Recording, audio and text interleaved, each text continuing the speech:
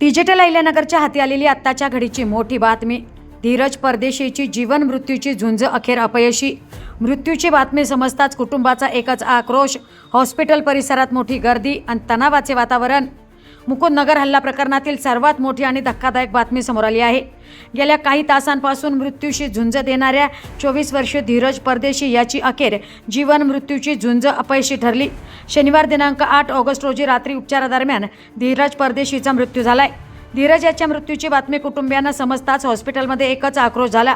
आई, वडील, पत्नी आणि नातेवाईकांच्या आक्रोशाने संपूर्ण हॉस्पिटल परिसर हेलावून गेले. दरम्यान सदर बातमी समजताच धीरजच्या मित्रपरिवारासह हिंदुत्ववादी कार्यकर्ते, विविध सामाजिक संघटनांचे कार्यकर्ते आणि नातेवाईकांनी हॉस्पिटल परिसरात मोठी गर्दी केली. त्यामुळे काही वेळातच हॉस्पिटल परिसरात तणावपूर्ण वातावरण निर्माण झाले. परिस्थिती नियंत्रणात ठेवण्यासाठी पोलिसांनी मोठा बंदोबस्त तैनात केला असून हॉस्पिटल परिसराला अक्षरशः पोलीस छावणीचे स्वरूप आले आहे. दरम्यान कुटुंबीय आणि उपस्थितांनी आरोपींच्या अटकेची मागणी लावून धरली असून जोपर्यंत हल्ल्यातील आरोपींना अटक होत नाही तोपर्यंत मृतदेह ताब्यात घेणार नाही असा आक्रमक पवित्रा कुटुंबियांनी घेतलाय.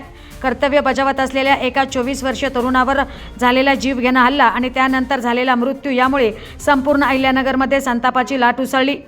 धीरजची जीवन मृत्यूची झुंज संपली, पण आता त्याच्या कुटुंबाचा एकच सवाल, धीरजच्या मृत्यूला जबाबदार असलेले आरोपी कधी अटक होणार? या प्रश्नाकडे आता संपूर्ण अहिल्यानगरचं लक्ष लागलंय.